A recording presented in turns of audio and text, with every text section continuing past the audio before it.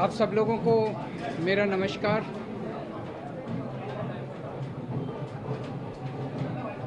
आज supreme court का जो ऑर्डर आया है ये कई मायनों में बहुत ही ऐतिहासिक ऑर्डर है। दिल्ली के लोगों की बहुत बड़ी जीत है। दिल्ली के लोगों के साथ जो अभी तक अन्याय होता आया उनके साथ माननीय सुप्रीम कोर्ट ने न्याय किया है। आज से 8 साल पहले 23 मई 2015 को हमारी 14 फरवरी 2015 को सरकार बनी थी। फरवरी, मार्च, अप्रैल, मई 3 महीने के अंदर, सरकार बनने के 3 महीने के अंदर ही जैसी हमारी सरकार बनी 67 सीट आई।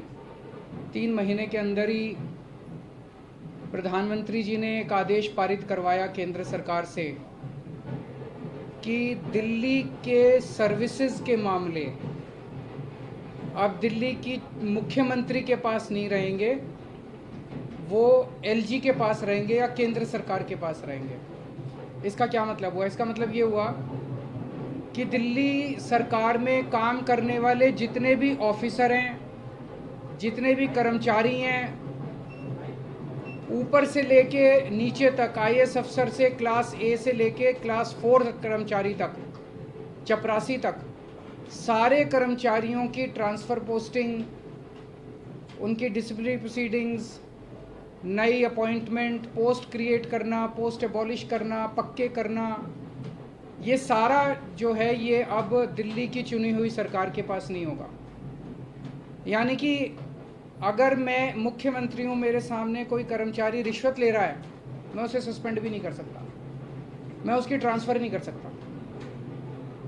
एजुकेशन सेक्रेटरी कौन होगा ये हम नहीं तय कर सकते, हेल्थ सेक्रेटरी कौन होगा ये हम नहीं तय कर सकते। ये आदेश प्रधानमंत्री जी ने 23 मई 2015 को पारित किया। 8 साल उसको इस्तेमाल करके दिल्ली के कामों को जानबूझ के रोका गया। हम दिल्ली में स्कूल अच्छे करना चाहते थे तो वो जानबूझ के ऐसा एजुकेशन सेक्रेटरी बिठाएंगे जो कि काम ना करे।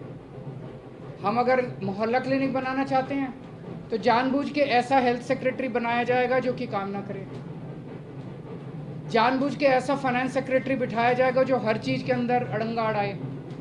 तो इसको इस्तेमाल करके दिल्ली के हर काम को रोका गया। एक तरह से मेरे दोनों हाथ बांध दिए गए पीछे और मुझे नदी में फेंक दिया गया कि अब तैरो। ये तो ऊपर वाले का शुक्र है कि दोनों हाथ बंधे हुए होने के बावजूद भी हम किसी तरह से तैरते रहे और ऊपर वाला हमारा साथ देता रहा। इन सारी कठिनाइयों के बावजूद दिल्ली के अंदर हम लोगों ने इतना शानदार काम किया पिछले 8 साल के अंदर। तो आप सोच सकते हैं कि अगर हमारे पास पूरी पावर होती तो हम कितना ज़्यादा काम कर सकते थे। आज हम सुप्रीम कोर्ट के जस्टिस चंद्रचूड़ के जो और चारों जजेस हैं उस बेंच में, संविधान पीठ में, उन सब के तहे दिल से शुक्रिया अदा करते हैं कि उन्होंने हमारे साथ न्याय किया। मैं दिल्ली की जनता को केवल बधाई नहीं देना चाहता, बधाई देना चाहता हूं और उनका शुक्रिया करना चाहता हूं कि जो इतना लंबा संघर्ष था, उस संघर्ष में दिल्ली की जनता ने मेरा साथ दिया। दिल्ली की जनता के साथ के बिना मैं कुछ नहीं कर सकता था। आज जो ये इतनी बड़ी जीत हुई है ये उन्हीं के आशीर्वाद, दिल्ली की जनता के आशीर्वाद और उनके साथ का, उनके सहयोग का नतीजा है। कदम कदम पे उन्होंने मेरा साथ दिया दिल्ली की जनता ने। अब हमें एक बहुत बड़ा मौका मिला है। दिल्ली का काम जो है अब ये 10 गुना स्पीड से होगा। आज के आदेश के बाद बहुत बड़े बड़े काम होंगे अब दिल्ली के अंदर जो सोच भी नहीं सकते। सबसे इम्पॉर्टेंट है, हमें एक ऐसा प्रशासन देना है दिल्ली के लोगों को जो कि रेस्पॉन्सिव हो, जो कि जनता की ज़रूरतों के प्रति सिंपैथेटिक हो, कंपैशनेट हो। तो अगले कुछ दिनों के अंदर आप देखेंगे बहुत बड़ा प्रशासनिक फेरबदल होगा। कई सारे ऑफिसर्स को, कर्मचारियों को ट्रांसफ़र किया जाएगा इस आधार पे कि उन्होंने अभी तक कैसा काम किया। कुछ ऐसे ऑफिसर्स हैं, कुछ ऐसे कर्मचारी हैं जिन्होंने पिछले कुछ महीनों में, 1-1.5 साल में दिल्ली की जनता के काम रोके। कुछ ऐसे ऑफिसर्स हैं जिन्होंने दिल्ली में मोहल्ला क्लिनिक में दवाइयां बंद करा दी, अस्पतालों के अंदर दवाइयां बंद करा दी, जल बोर्ड की पेमेंट रोक के कई जगह पानी बंद करा दिया। ऐसे कर्मचारियों को, ऑफिसर्स को चिन्हित करके उनको अपने कर्मों का फल तो भुगतना पड़ेगा। लेकिन बहुत सारे ऐसे कर्मचारी और ऑफिसर्स हैं जो बहुत घुटन महसूस कर रहे थे, ईमानदार लोग हैं, काम करना चाहते हैं। उन सारे कर्मचारियों को, उन सारे ऑफिसर्स को मौका मिलेगा काम करने का। उन सबको जो डेडवुड है, जो करप्ट हैं, जो इनएफिशिएंट हैं, उनको अच्छी पोस्टों से हटा के साइड किया जाएगा, और जो अच्छे हैं, एफिशिएंट हैं, ईमानदार हैं, रिस्पॉन्सिव हैं, कंपैशनेट हैं, उन लोगों को, उन सारे अधिकारियों को और कर्मचारियों को मौका दिया जाएगा कि वो दिल्ली की जनता की सेवा कर सकें। सारे प्रशासनिक सिस्टम को भी दुरुस्त किया जाएगा। ये सारा सिस्टम भी सड़ा गला सिस्टम है। ऐसा सिस्टम बनाया जाएगा जो जनता के प्रति जवाबदेह हो और जनता के लिए रिस्पॉन्सिव हो, जनता की ज़रूरतों के प्रति रिस्पॉन्सिव हो।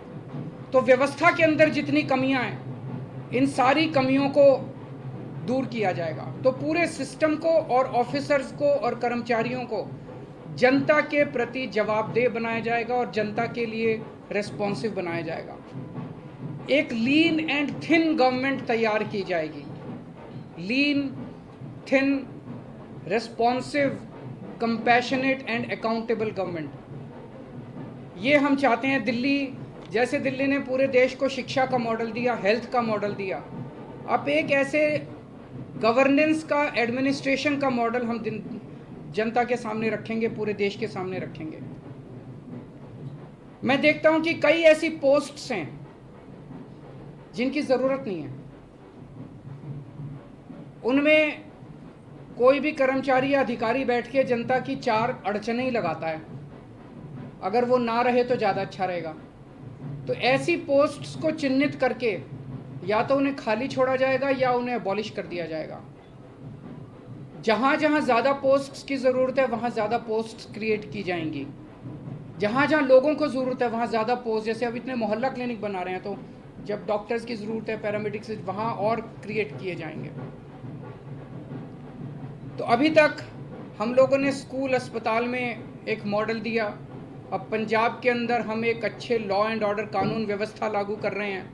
उसी तरह से दिल्ली अब कुशल प्रशासन का एक मॉडल पूरे देश के सामने देगा। मैं एक बार फिर से दिल्ली की जनता का बहुत बहुत आभार व्यक्त करना चाहता हूं, जिन्होंने पूरे संघर्ष में हम लोगों का साथ दिया। अगर हैं जी, बिल्कुल होगी। सर्विसेज आने के बाद हम नई पोस्ट क्रिएट कर सकते हैं, पुरानी पोस्ट से अबॉलिश कर सकते हैं, कुछ भी कर सकते हैं। एसीबी अभी चुनी हुई सरकार के पास नहीं है, लेकिन विजिलेंस अब आ गया है। तो जो लोग अगर गलत काम करेंगे, भ्रष्टाचार करेंगे, कानून के हिसाब से काम नहीं करेंगे, उनके ऊपर विजिलेंस की कार्रवाई, डिसिप्लिनरी प्रोसीडिंग्स, विजिलेंस प्रोसीडिंग्स की जा सकती है। शाम को आप एलजी साहब से मिलने जा रहे हैं, उसमें क्या बातचीत होने की संभावना है? क्या आप करेंगे कि वो अब और किसी प्रकार का अड़ंगा ना लगाए? और सुप्रीम कोर्ट ने जो निर्देश दिया, उनसे आशीर्वाद लेने जा रहा हूँ। आपको लग रहा है कि ये पावर तो मिल गई है, पावर से ज्यादा जिम्मेदारी बढ़ गई है अब आपकी, क्योंकि अब तक आप बहुत सारी अड़चनें भी आपने बताई, लेकिन अब वो काम आपको कराना ही होगा। नहीं, जिम्मेदारी तो पहले भी थी। वो जिम्मेदारी विदाउट पावर थी, अब जिम्मेदारी विद पावर आ गई है। जिम्मेदार देखिए, जब भी जनता वोट देती थी तो वो तो यही कहती थी, जी हमने तो केजरीवाल को वोट दे दिया, अब केजरीवाल जाने पावर है कि नहीं है उसके पास। जनता को कि बेचारों को क्या पता टीबीआर क्या होता है, आर्टिकल 239AA4 क्या होता है, उनको क्या पता बेचारों को। जनता तो वोट दे देती है, लेकिन हमारे पास पहले उन जिम्मेदारियों को पूरा करने की पावर नहीं थी, शक्ति नहीं थी। अब शक्ति दे दी है सुप्रीम कोर्ट ने हमें। पहले जो आपके काम है, अगर आप याद दिलाना चाहें, कौन सी ऐसी फाइल है जो अटकी हुई है और कौन से ऐसे काम है जो आप करना चाहेंगे तुरंत? ऐसे बहुत सारे काम हैं जो पिछले कई सालों में अटके। पिछले 1 साल के अंदर तो आपने देखा कि किस तरह से पिछले साल लास्ट के महीने नवंबर तक आते आते मोहल्ला क्लिनिक के अंदर लैब टेस्ट्स बंद हो गए थे, दवाइयाँ बंद हो गई थी, जल बोर्ड जो है बजट, असेंबली ने बजट पास कर दिया, लेकिन कुछ ऑफिसर जो हैं वो बजट रिलीज़ नहीं कर रहे थे। हर डिपार्टमेंट का गला घोंट दिया गया था अफसरों को के ज़रिए, वो अब बंद हो जाएगा। अब जितने जो असेंबली के अंदर हम बजट प्रेजेंट करते हैं और जो जनता की बात रखते हैं, वो सारी चीज़ें अब हम कर पाएंगे। सर, अधिकारियों की मीटिंग आपने बुलाई है, बड़े अधिकारियों, क्योंकि कहा जाता है कि एजी की यदि अब तक सीएस काम करते रहे तो क्या उन्हें मीटिंग के लिए आपने बुलाया? ज़रूर बुलाएंगे, अब आने वाले टाइम में मीटिंग्स तो होती रहेंगी। सर, अभी हाल के दिनों में बहुत सारे ऐसे फैसले एलजी ने लिए जो कि मतलब सरकार के अधिकारों का उल्लंघन करके खुद से लिए गए। क्या अब उन फैसलों को रिव्यू भी किया जाएगा? वो फैसले कई सारे गलत हैं, इनफैक्ट कई सारे तो सुप्रीम कोर्ट में पेंडिंग है। कल एल्डरमैन का केस आ रहा है सुप्रीम कोर्ट के अंदर, ट्यूसडे को डीआरसी के चेयरमैन की अपॉइंटमेंट का केस आ रहा है, फिनलैंड जो हमारे टीचर्स को नहीं जाने दिया उसका केस सुप्रीम कोर्ट के अंदर पेंडिंग है। जब मेंशन ही किया था हमने ये केसेस तीनों, तो सुप्रीम कोर्ट की टिप्पणी काफ़ी तल्ख थी कि ये कैसे एलजी साहब रोक सकते हैं। एल्डरमैन की अपॉइंटमेंट बिल्कुल गलत हुई है। जो डीआरसी के चेयरमैन 4 महीने से फाइल एलजी साहब के पास पड़ी हुई थी, एलजी साहब ने अपॉइंटमेंट नहीं होने दी, तो हमें सुप्रीम कोर्ट जाना पड़ा। मुझे लगता है कि अब इतना सुप्रीम कोर्ट जाने की, हाई कोर्ट जाने की ज़रूरत शायद ना पड़े।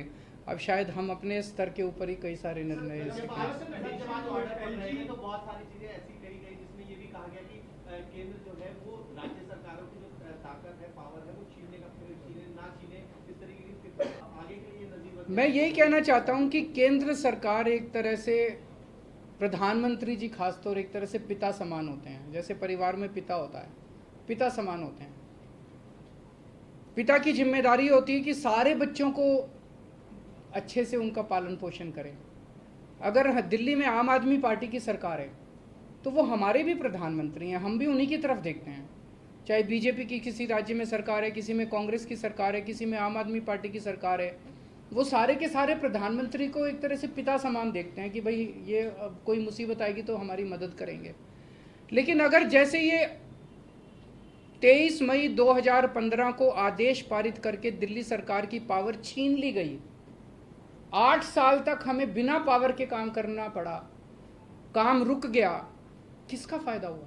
आज सुप्रीम कोर्ट ने साबित कर दिया कि ये गलत था, ये ऑर्डर बिल्कुल गैर संवैधानिक ऑर्डर था। जितनी सख्त लैंग्वेज के अंदर सुप्रीम कोर्ट ने बोला है उससे ये साफ जाहिर है कि ये ऑर्डर केंद्र सरकार का बिल्कुल गलत था।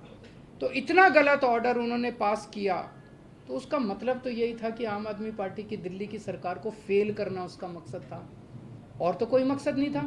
देश का तो भला नहीं हुआ, दिल्ली का तो भला नहीं हुआ, केवल और केवल लोगों का नुकसान हुआ। ये नहीं करना चाहिए। चुनाव में लड़ते हैं, राजनीति कर लो, चुनाव में एक दूसरे को जो बोलना है बोल लो, लेकिन चुनाव खत्म होने के बाद चाहे कोई बीजेपी की सरकार है, चाहे कांग्रेस की सरकार है, आम आदमी पार्टी की, हम सबको मिलकर काम करना चाहिए। वो देखेंगे, अभी तो ऑर्डर है।